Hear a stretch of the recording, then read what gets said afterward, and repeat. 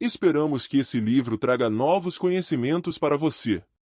Seu like, mais seu comentário, mais seu compartilhamento, mais sua inscrição, igual nossa enorme gratidão.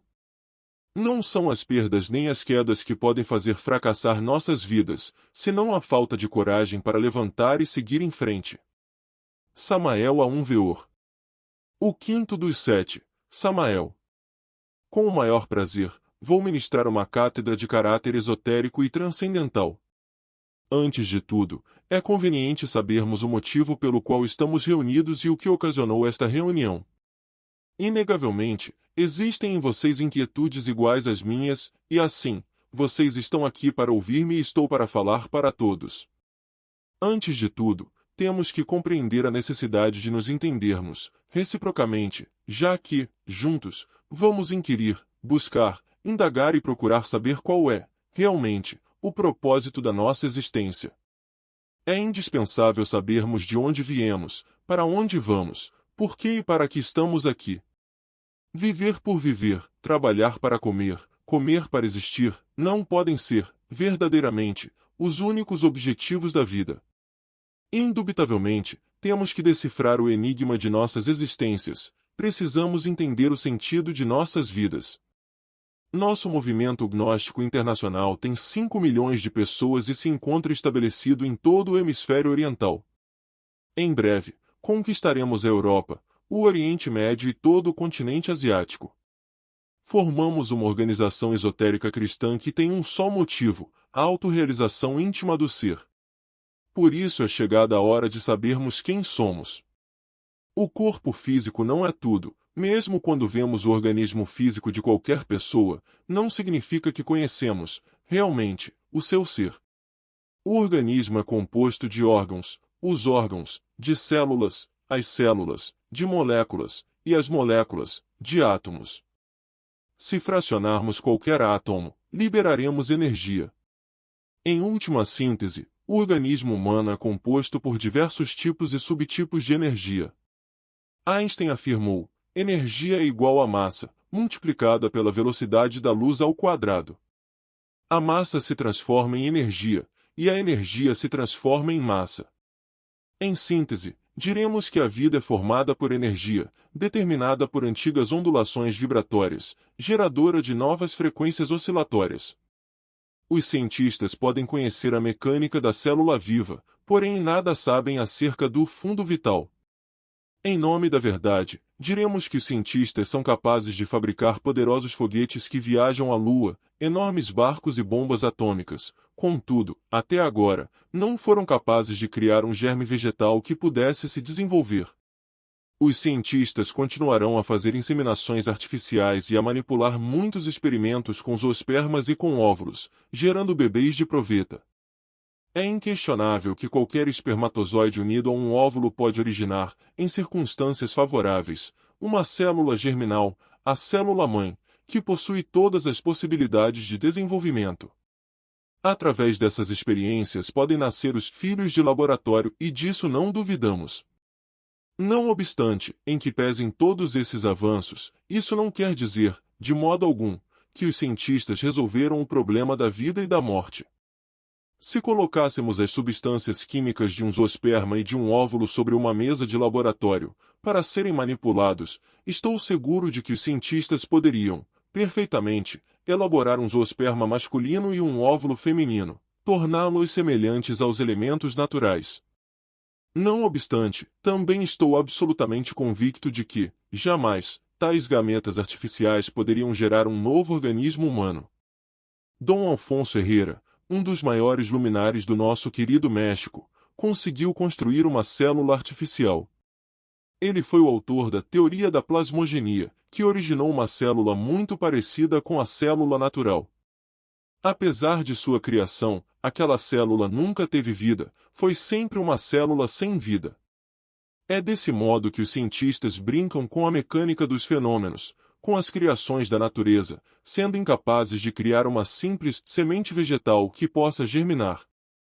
Por outro lado, eles sempre se pronunciam contra o real, contra o sagrado, contra o divino arquiteto do universo.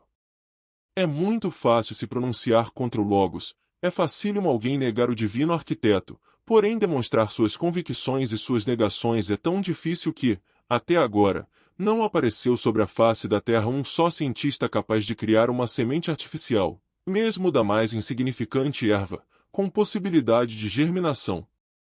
Poderão fazê-la, aparentemente, de forma muito exata, mas não germinará, permanecerá inerte. Os cientistas podem decompor amebas, conjugar organismos protoplasmáticos com outros, contudo, nunca criarão nenhum tipo de vida. Limitam-se sempre a brincar com o que já está feito e criado. Fazem enxertos nas plantas adulterando fundamentalmente a flora e corrompendo os frutos, já que os enxertos não possuem os mesmos valores energéticos dos frutos originais ou naturais. Com isso, os cientistas brincam com a mecânica dos fenômenos, manipulam o que já está criado e não passam disso. Quando se trata de explorar o organismo humano, os cientistas estudam a célula viva, mas desconhecem a sua força vital. Obviamente, o organismo humano tem um nisus formativus, ou seja, um fundo vital orgânico. Quero me referir, de forma enfática, ao lingam sarira dos teósofos, ao corpo vital, à condensação termoeletromagnética. Os cientistas russos, neste momento, estão estudando o corpo vital. Eles possuem um aparelho extraordinário de percepção óptica, com a qual fotografam o corpo vital, estudando sua relação com o corpo físico e também extracorpórea. Eles denominam o corpo vital de corpo bioplástico. Realmente, o corpo físico tem um assento vital, sem o qual não poderia existir. Porém, isso não é tudo, porque além do corpo físico e de seu assento vital orgânico existe o ego. Muito se tem discutido sobre o ego e inumeráveis teorias contraditórias se digladiam entre si. São inúmeros os adoradores do ego e os defensores do alter ego. Para algumas escolas, o ego é sagrado, para outras, o ego é dual. Fala-se de um eu superior e de um eu inferior e se propugna que o eu superior deve dominar o eu inferior, porém, isto é falso. Para se poder falar sobre o ego com autoridade é necessário se desenvolver o sentido da auto-observação psicológica. Somente assim, e por experiência direta, pode-se falar com clareza meridiana sobre o eu, sobre o mim mesmo ou si mesmo. Ler alguma teoria sobre o ego, torná-la própria e defendê-la com a capa e com a espada é muito empírico. Filiar-se a tal ou qual instituição, para acioná-la em defesa da consciência egóica, demonstra pouca inteligência. Necessitamos de saber o que é esse ego, esse eu, que domina o corpo vital e o corpo físico. Defender teses sem a devida experiência direta é paradoxal, incongruente, ilógico e não resiste, realmente, a uma análise mais profunda. Poderíamos utilizar os silogismos ou prosilogismos da lógica dedutiva ou indutiva de qualquer disciplina intelectual do Oriente ou do Ocidente para defendermos nossas teses a respeito do ego. Cada um é livre para valer-se dos procedimentos que quiser e defender seus pontos de vista relacionados com a questão egóica, contudo, tampouco denota inteligência. Temos que ir mais longe e experimentar, porque só com base na vivência direta, não indireta, poderemos, realmente, fixar axiomas matemáticos exatos a respeito do mim mesmo e do ego. Obviamente, os melhores psicanalistas e teósofos têm conceitos errados a respeito do ego. Fulano de tal, nome inaudível na gravação original, descrevendo o ego como um aspecto sublime, falha lamentavelmente. O alter ego dos grandes espiritualistas tampouco resiste a uma análise superlativa e transcendental, no fundo são teóricos. Até mesmo Blavatsky se equivocou quando considerou o ego como algo divinal. Se ela tivesse experimentado a realidade do ego, não teria defendido tanto a consciência egóica. Mas, o que é esse eu, esse mim mesmo ou si mesmo, que em nosso interior carregamos? Somente quando nos auto-observarmos psicologicamente descobriremos o que são manobras de desejos, recordações, pensamentos, opiniões, conceitos, paixões e volições. Evidentemente, o ego nem sequer é uma unitotalidade ou unidade, porque o eu ou ego, no fundo, é pluralizado. Esta é a razão pela qual dizemos com inteira claridade que o ego é múltiplo. Isso me faz recordar dos tibetanos que afirmam de forma enfática que, dentro de cada ser humano, existem muitos agregados psíquicos. Indubitavelmente, esses agregados representam, na verdade, nossos defeitos psicológicos tais como ira, cobiça, luxúria, inveja, orgulho, preguiça e gula. O Evangelho cristão do Grande Kabir Jesus diz que Yeshua expulsou do corpo de Maria Madalena 7 demônios. Evidentemente, trata-se dos 7 pecados capitais. Todavia, esses 7 pecados podem se multiplicar por outros 7, mais outros 7, outros mais, e no fundo, resulta que nossos defeitos se apresentam multifacetados. Ainda que tivéssemos 1000 línguas para falar e um palato de aço, não conseguiríamos enumerar todos os nossos defeitos cabalmente. Fala-se de 7 demônios, mas poderíamos citar milhares de demônios, pois, repito, nossos defeitos são muitos e também polifacéticos. Consequentemente, toda essa miríade de demônios, toda essa multiplicidade de eus forma o ego. Inquestionavelmente, o ego é um conjunto de eus. Existe o eu da ira, o eu da cobiça, o eu da luxúria, o eu da inveja, entre outros. Toda essa multiplicidade de eus parece pessoas, indivíduos psicológicas dentro de nós. Os eus se combatem entre si, mutuamente, não tendo ordem nenhuma. Quando um eu da legião consegue dominar os centros principais da máquina humana, esse eu se crê único, amo e senhor, porém, logo é substituído por outro. Estamos cheios de muitas contradições na vida, tão rápido afirmamos algo, logo negamos, não temos um centro de gravidade permanente. Isso demonstra com absoluta clareza que somos uma multiplicidade de elementos indesejáveis. E o mais grave em tudo isso é que em cada elemento inumano encontra-se enfrascada a consciência. Os psicólogos antigos, do século passado, denominavam de objetivo tudo que se corresponde com o mundo físico, com a experiência sensorial, e de subjetivo a tudo que se relaciona com os processos psíquicos. Nós, os gnósticos, somos diferentes, chamamos de objetivo o real, o espiritual, o verdadeiro, e de subjetivo sensual e sensorial. Infelizmente, todos os elementos indesejáveis que levamos em nossa psique são subjetivos. A consciência, a essência, encontra-se engarrafada, enfrascada e aprisionada entre todos esses elementos subjetivos. Por isso explicamos o porquê da consciência das pessoas encontrar-se nesse estado de inconsciência, ou seja, adormecida. Infelizmente, as pessoas não aceitam, de modo algum, que dormem. As multidões supõem que estão despertas e quando alguém enfatiza que elas têm a consciência adormecida, ofendem-se.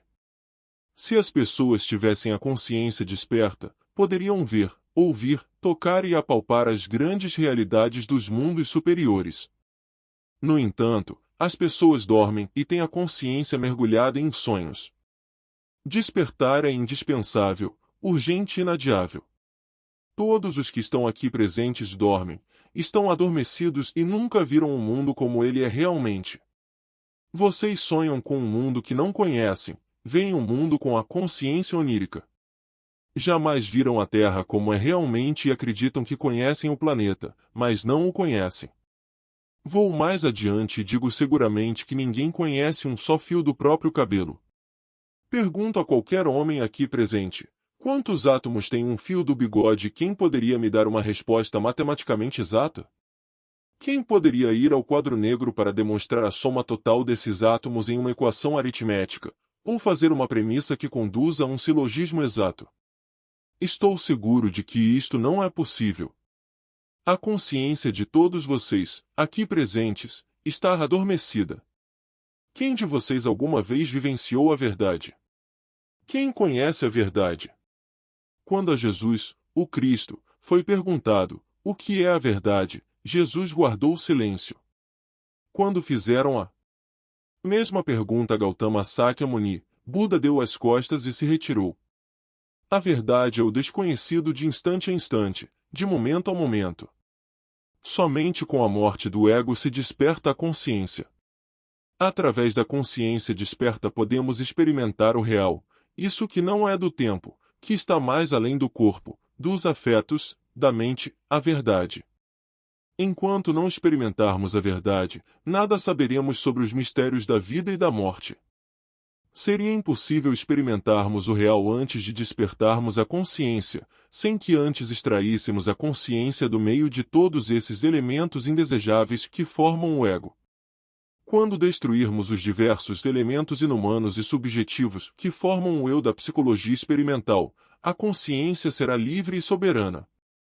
Só assim conheceremos a verdade e experimentaremos o real. Vivemos sonhando, não enxergamos, repito, o planeta Terra tal como ele é. Sonhamos esse sonho da Terra que é um processo ilusório para nós. Quando a nossa consciência despertar, veremos que a Terra é muito diferente do sonho da Terra sob o qual estamos mergulhados. Quando despertarmos a consciência, veremos a Terra com suas várias dimensões, conheceremos o veículo vital deste corpo planetário onde vivemos e descobriremos os mistérios da vida e da morte, de tudo que é, de tudo que foi e de tudo que será. Quando a consciência despertar, entraremos em contato com outras humanidades que vivem junto a nós e que até agora ignoramos. Não somos os únicos habitantes da Terra. A humanidade terrestre, de modo algum, é a única humanidade que vive sobre a face da Terra. Na Terra, que gira ao redor do Sol, convivem conosco outras humanidades. Nas dimensões superiores da natureza existem raças humanas, os chamados povos Jinas, que desconhecemos. Nem todos os seres humanos saíram do Éden, e ainda existem raças humanas que não saíram do Éden e que vivem na quarta vertical, no gigantesco veículo vital deste corpo planetário que gira ao redor do Sol. Existem povos, repito, que vivem felizes, em estado paradisíaco, povos do Éden, dos Campos Elíseos, da Terra Prometida, onde, nos rios de água pura da vida, correm leite e mel. São pessoas que nunca saíram do paraíso, que vivem ao nosso lado e ainda que não as vejamos, nem as toquemos, elas existem. Repito, vocês não veem o planeta Terra, não o conhecem. Veem em sonhos um planeta deformado, um planeta ilusório, um planeta sonho. Despertar a consciência é indispensável. Os seres comuns e correntes só possuem 3% de consciência desperta, sendo que 97% da consciência estão adormecidos. Raro é aquele que possui 10% de consciência desperta. Se a humanidade, em geral, tivesse pelo menos 10% de consciência desperta, não haveria mais guerras. Quando desintegrarmos o ego e o reduzirmos à poeira cósmica, quando efetivarmos a aniquilação budista, a consciência despertará totalmente, 100%. Consequentemente, abrir-se-ão para nós as portas maravilhosas da Terra Prometida, entraremos em contato com os deuses antigos citados pela mitologia grega e descobriremos, verdadeiramente, o que é a religião sabedoria. Nada disso será possível se antes não nos decidirmos a passar por uma mudança radical. Assim como estamos, com a consciência adormecida, num estado de inconsciência total, somos verdadeiros cadáveres vivos, estamos mortos para o ser e não temos realidade nenhuma. Em nome da verdade, digo a vocês que somos vítimas das circunstâncias. É necessário aprendermos a criar novas circunstâncias porque, como estamos, somos vítimas das circunstâncias. Só o ser pode fazer, nós não podemos fazer nada. Existimos sobre a face da Terra, exclusivamente, com o propósito de servirmos à economia da natureza. Cada um de nós é uma máquina encarregada de captar determinados tipos de energia cósmica. Cada máquina transforma as diversas formas de energia, retransmitindo-as para as diferentes camadas do organismo planetário. Somos máquinas a serviço da economia da natureza, apesar de nos julgarmos muito grandes e sábios quando, verdadeiramente, somos apenas máquinas a serviço da imensa natureza. A humanidade inteira é como um órgão da natureza encarregado, precisamente, de assimilar e eliminar determinadas substâncias e energias. E ainda nos cremos muito poderosos quando, em verdade, não somos. É indispensável reconhecer o que somos. Acreditamos que já somos homens no sentido mais completo da palavra quando, realmente, não o somos. Ser homem é algo muito grandioso e equivale a ser rei da criação. Nem sequer reinamos sobre nós mesmos, nem ao menos sabemos dirigir, conscientemente, nossos processos psíquicos e, ainda assim, pensamos que somos grandes. Temos que começar, se quisermos mudar, reconhecendo que somos de verdade. Inquestionavelmente, não somos mais do que animais intelectuais, condenados à pena de viver, todavia, nos achamos muito sábios. O Logos, o Sol, está realizando, nestes instantes, uma grande experiência no tubo de ensaio da natureza, quer criar homens. Na época de Abraão, foram efetivadas muitas criações. Durante os primeiros 8 séculos do cristianismo, também se conseguiu criar uma certa quantidade de homens. Atualmente, o Logos está fazendo um novo esforço no sentido de, novamente, gerar homens. O Sol depositou nas glândulas sexuais do ser humano os germes necessários para gerar homens. Apesar disso, essas sementes podem se perder porque não há certeza nem segurança de que se desenvolvam. Se quisermos que o homem nasça em nosso interior, como uma mariposa que sai da crisálida, precisamos cooperar com o Sol. Só assim essas sementes podem se desenvolver em nosso interior.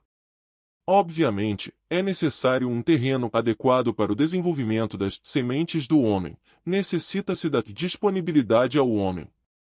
Se alterarmos nosso organismo e nos prestarmos às experiências como transplantes glandulares e de órgãos, o nosso terreno orgânico perderá toda a favorabilidade para o desenvolvimento das sementes do homem.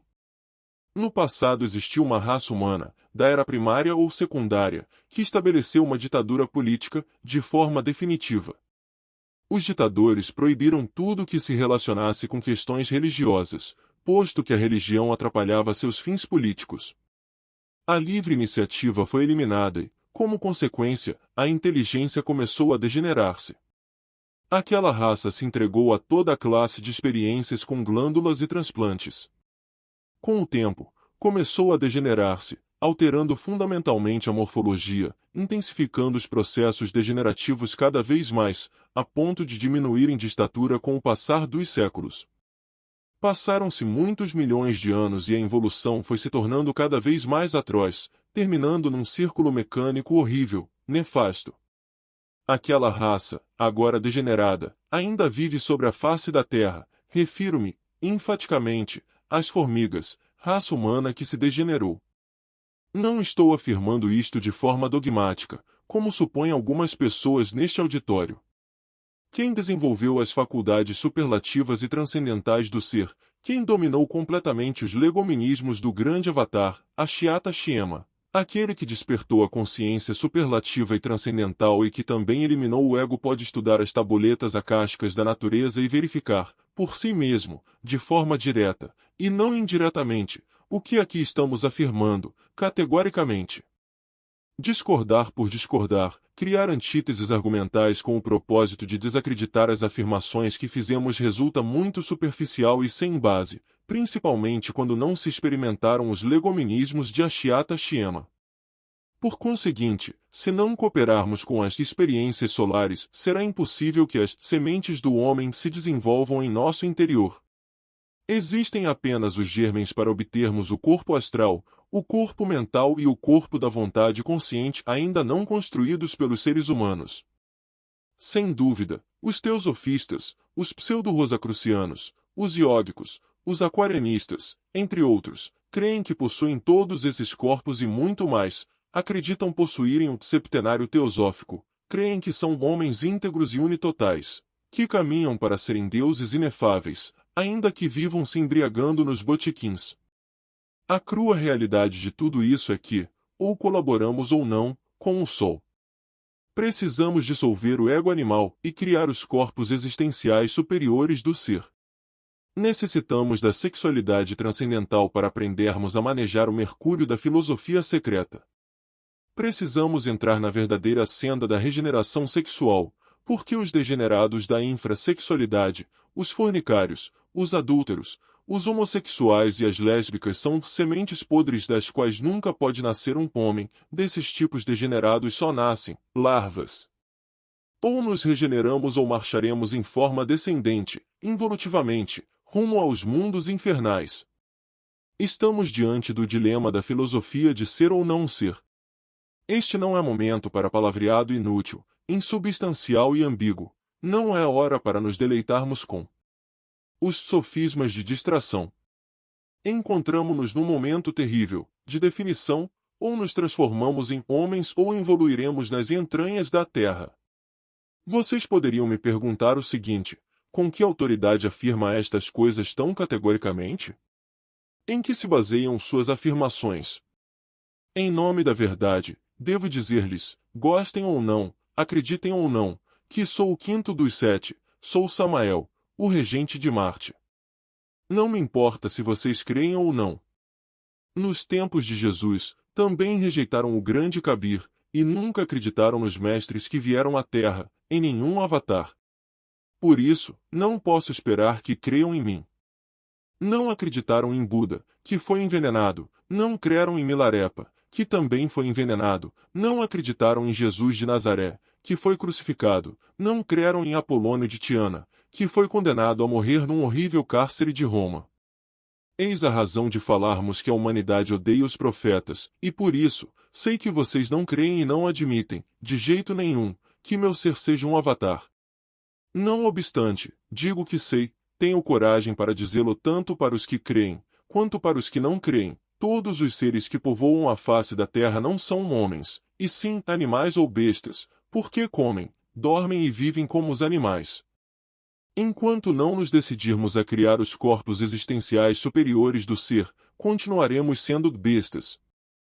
Por isso, se quisermos criar os corpos existenciais para recebermos os princípios anímicos e espirituais que nos transformarão em verdadeiros homens, necessitaremos passar pela regeneração sexual. Devemos acabar com os terríveis vícios da fornicação e da masturbação e também precisamos eliminar o homossexualismo, o lesbianismo e o asqueroso adultério. Só assim, agindo com firmeza, poderemos nos regenerar. Para que serve termos a cabeça cheia de teorias, se estamos podres de adultério e de fornicação? De que vale lermos os livros de todas as bibliotecas do mundo, se continuamos sendo o que somos? Mesmo que nos exaltemos que somos e somos, não seremos mais do que o que realmente somos. Por esta razão, é essencial iniciarmos o processo de regeneração. Transmutar as energias criadoras é básico, mas as pessoas odeiam a transmutação. E odeiam a transmutação porque o ego odeia tudo o que significa regeneração. O ego não quer morrer, ninguém gosta que lhe apontem um revólver para o peito ou que o ameacem com uma metralhadora. Igualmente, o ego não gosta da doutrina relacionada com a transmutação sexual e com a regeneração. Isso vai contra o prazer sexual, contra as orgias e os vícios, aspectos que mais agradam ao ego.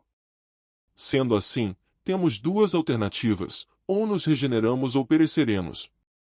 Logo, em pouco tempo, um gigantesco planeta se aproximará da Terra. Refiro-me a Hercólogos que irá alterar totalmente os eixos da Terra, inundando os mares e os atuais continentes. Os fornicários, os perversos e os adúlteros terão que penetrar nas entranhas da terra, para evoluírem no tempo. Quem lê ou ouve estas palavras pode dizer que é injusto, que não há amor, porém se enganam. Há amor, sim, o que não há, de modo algum, é sentimentalismo, hipocrisia, não há tolerância ou complacência nem com os delitos e nem com os vícios. Nesta noite, estamos aqui para estudar o que somos e o que devemos ser. Tenho dito que o ego não é mais do que um montão de diabos em nosso interior. Tenho afirmado que necessitamos aniquilar todos esses defeitos psicológicos, necessitamos de criar os corpos existenciais superiores do ser, que ainda não possuímos, para nos convertermos em homens. A transmutação é essencial para a formação desses corpos. Precisamos transmutar o esperma sagrado em energia criadora, ou seja, no mercúrio da filosofia secreta, no mercúrio dos sábios. Com essa energia maravilhosa podemos criar os corpos existenciais superiores do ser. Em alquimia fala-se do sal, do enxofre e do mercúrio. Nós somos o sal da terra, e este sal deve ser fecundado pelo mercúrio e pelo enxofre. O mercúrio é a alma metálica do esperma, a energia criadora do terceiro logos. O enxofre é o fogo divino em nós, o foate, a ígnea chama que se deve desenvolver na espinha dorsal. Quando conseguirmos a completa fusão do sal, do enxofre e do mercúrio, através da transmutação e da sublimação, obteremos o material para criarmos o corpo astral, o corpo mental e também o corpo da vontade consciente. A chave é muito simples e não há inconveniente nenhum em ensiná-la a vocês que estão reunidos aqui neste auditório. Conexão do Lingam Yoni, sem ejaculação do enseminis, porque no enseminis está a virtude do fogo. Este artifício maravilhoso, extraordinário, é o secretum secretorum dos alquimistas medievais. Antigamente, no Egito dos faraós, este secretum secretorum da ciência de Hermes somente era entregue de lábios a ouvidos e sob juramento. Foi assim que o recebi na terra dos faraós. Quem violava o juramento era condenado à pena de morte. Os papiros egípcios dizem que se cortava a cabeça, arrancava-se o coração, queimava-se o corpo e as cinzas eram lançadas aos quatro ventos. Atualmente muitos não aceitam esse artifício do secreto secretorum, porque o estamos dando gratuitamente. No Antigo Egito custava até a vida e, por isso, este segredo era valorizado. Os sábios sempre guardaram o segredo da preparação do mercúrio, não o guardo e entrego a vocês este segredo. Se vocês fabricarem o mercúrio, criarão os corpos existenciais superiores do ser e poderão receber os princípios anímicos e espirituais, convertendo-se em homens verdadeiros. Entretanto, é necessário eliminar os elementos indesejáveis que temos em nosso interior, porque mesmo que fabricássemos os corpos existenciais superiores do ser, mesmo que criássemos os veículos transcendentais do ser, mas não eliminássemos os elementos indesejáveis que em nosso interior carregamos, converter-nos-íamos em anasmussens com duplo centro de gravidade. Advirto sobre esta questão porque não quero uma colheita de anasmussens. Trabalho para criar homens, mas homens solares, homens verdadeiros, homens reais. Este é o objetivo da missão que estou cumprindo. Vim para criar homens. Em nome da verdade afirmo que é indispensável eliminar o mercúrio seco, ou seja, os eus que em seu conjunto se constituem no ego. A eliminação se baseia em três aspectos fundamentais.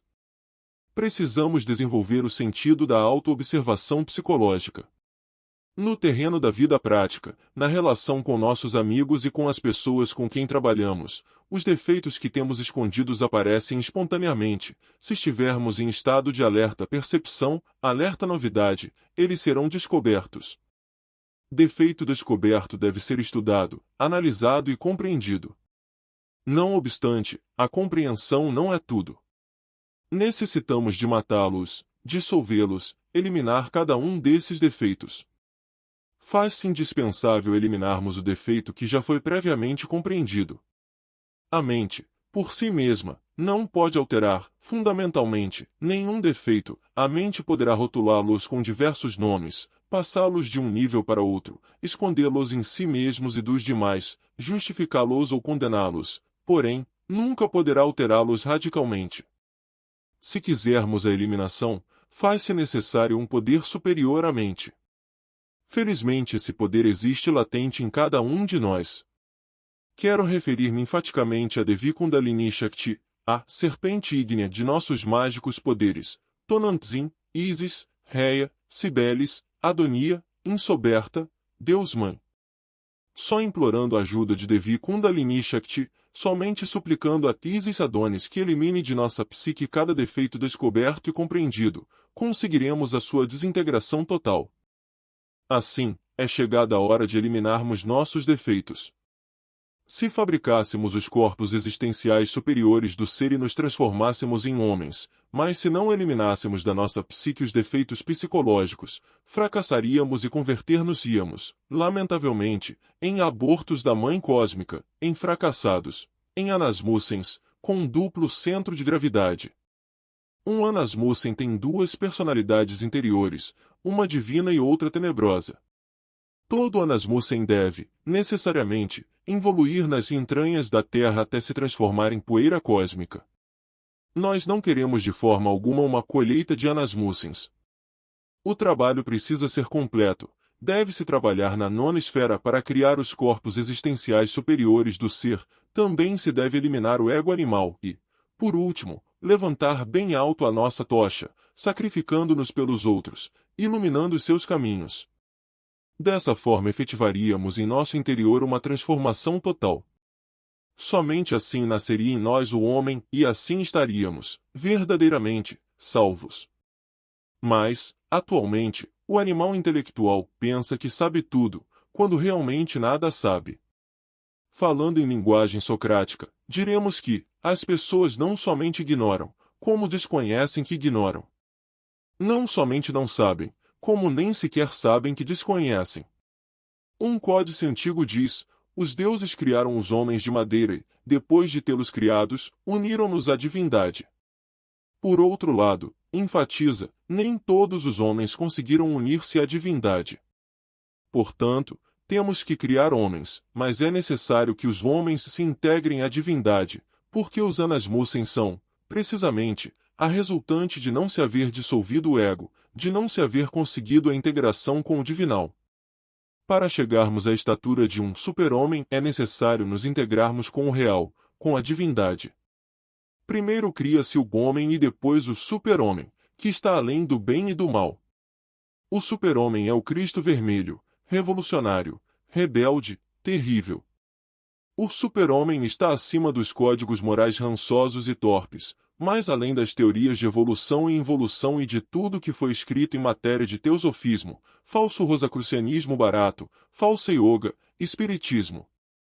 O super-homem, além do bem e do mal, empunha a espada da justiça cósmica, dirige o curso dos séculos, transforma o chumbo em ouro e possui o elixir da vida eterna. O super-homem pode viver com seu corpo durante milhões de anos, é rei da natureza, rei do fogo flamejante, rei dos ares, das águas, da terra. Com que objetivo nos dedicamos a estes estudos esotéricos? Por acaso será para nos distrairmos? Desgraçadamente, muitos dos que procuram o pseudo-esoterismo, o pseudo-ocultismo barato, tão abundante nas escolas cauquianas, realmente, o que buscam é distração e diversão. Quando são chamados a tratar sobre a sabedoria da serpente, sobre a águia, a deixarem seus dogmas, fogem apavorados escondendo-se atrás de suas teorias. Não buscam a autorrealização, senão diversão, e suas mentes estão acostumadas a vagar. Hoje se distrai com uma teoria, amanhã com outra. Hoje vão a um cinema, amanhã a outro. Hoje vão ao circo, amanhã ao restaurante. Porque ser sério é muito difícil, são pouquíssimos os que querem ser sérios. Nós, os gnósticos, somos revolucionários, rebeldes, terríveis. Vamos contra o dogma da evolução e vamos contra todas as teorias estabelecidas pelas pessoas cauquianas do século XX. Queremos despertar em nós a cobra sagrada, a divina víbora, a serpente sagrada terrivelmente sublime. Refiro-me à Kundalini, a serpente que se desenrola e se desenvolve na espinha dorsal, a serpente que só desperta com a magia sexual, com a transmutação da libido sexual citada por Santo Agostinho. E isso tudo ainda não é o suficiente. Os hindustânicos falam acerca da Kundalini, do seu desenrolar e do seu desenvolvimento, mas digo, em verdade, que ainda que os yogis afirmem que os chakras se abrem com a Kundalini, inquestionavelmente, ninguém poderá usar os poderes dos chakras, os poderes ocultos e esotéricos, se antes não tiver sido tragado pela cobra. Entre os maias, em Yucatán, encontrei um templo onde aparece uma grande serpente engolindo um iniciado. Dizem os maias que nós precisamos ser devorados pela serpente. Sim, a sabedoria da serpente é extraordinária, necessitamos de despertar a serpente em nós, através da transmutação sexual para, em seguida, sermos devorados pela serpente. Com o passar do tempo, muito mais tarde, a águia, o Logos, tragará a serpente que, assim, nos transformaremos em super-homens. Isso vale mais que todas as teorias que se tem escrito no mundo e do que todos esses milhares de volumes que os sectários de todas essas falsas escolas leem. Isso vale mais do que todo o sentimentalismo incongruente, do que todas as falsas poses e mansidões fingidas. Isso vale mais do que todas as falsas fraternidades. Necessitamos, na verdade, de despertar a serpente e sermos devorados pela serpente. Precisamos nos transformar em serpentes. Por isso, chegou a hora da grande decisão e não é mais cabível colocarmos panos quentes, nos definimos, ou não, ou resolvemos seguir o caminho que nos leva ao nível de super-homens, ou evoluiremos nas entranhas da Terra. Diante de nós estão estes dois caminhos e devemos decidir, um passo em falso e estaremos perdidos. Os corpos existenciais superiores do ser devem converter-se em veículos de ouro puro quando tensionamos chegar à integração com o divinal, assim ensina a alquimia sexual. Porém, para que o corpo astral se transforme, por exemplo, em um veículo de ouro da melhor qualidade, faz-se necessário eliminar desse corpo os elementos indesejáveis da ira, da inveja, da luxúria, da cobiça, do orgulho, da preguiça e da gula. É dessa forma como o corpo astral de ouro puro é devorado pela serpente sagrada. Um corpo mental de ouro puro, livre das paixões e dos desejos, é tragado pela cobra sagrada. Um corpo da vontade consciente, perfeito, sem elementos indesejáveis é devorado pela víbora divina. Quem possui corpos de ouro puro, quem chegou ao estado arcangélico, quem foi tragado pela serpente, será também devorado pela águia e se converterá na serpente emplumada.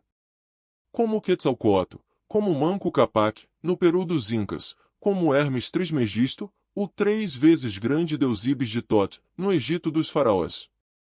Nós temos que nos transformar em deuses e isso só é possível com a transmutação sexual, através da eliminação de todos os nossos defeitos e, por último, por meio do sacrifício pelos nossos semelhantes. Até aqui, minha exposição. Se alguém tem algo a perguntar, pode fazê-lo com toda a liberdade. Pergunta: faz-se uma pergunta, inaudível, ao mestre que parece tratar-se de algo relacionado com a humanidade das épocas arcaicas, sobre a era primária ou secundária e o mestre Samael responde. Resposta: com o maior prazer responderei à tua pergunta. Certamente, num passado antiquíssimo, há muitos milhões de anos, houve uma raça humana, se não igual à nossa, porque é impossível, pelo menos muito parecida. Aquela raça desenvolveu uma civilização de tipo, diríamos, comunistoide. Não quero aqui usar o termo comunistoide no sentido literal da palavra, assim como hoje o conhecemos, mas sim como similar, análogo, parecido. Que aquela raça se dedicou à ciência é certo, porque também existia ciência naquela época. Os atlantes realizaram transplantes, não somente de glândulas e vísceras, como também de cérebros.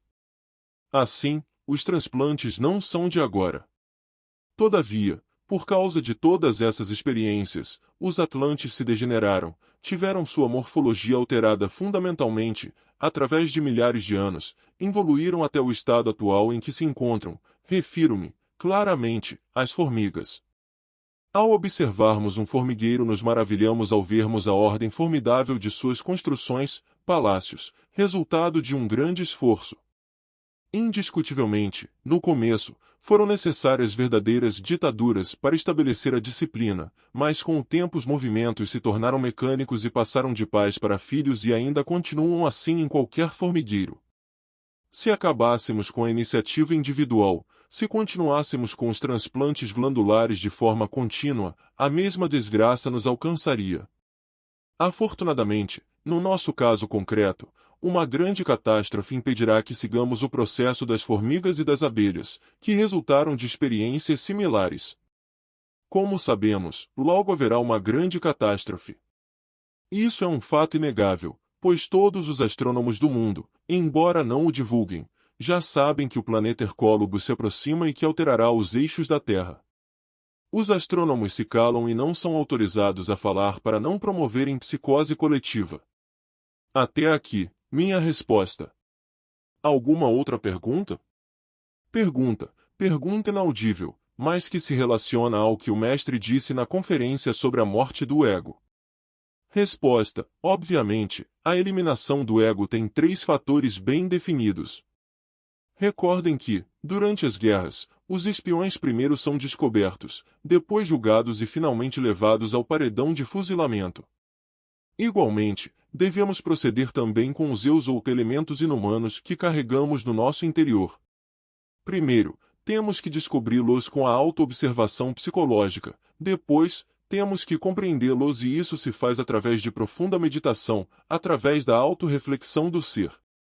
Quando alguém medita sobre seus defeitos e apela para a reflexão do ser, verdadeiramente, pode compreendê-los.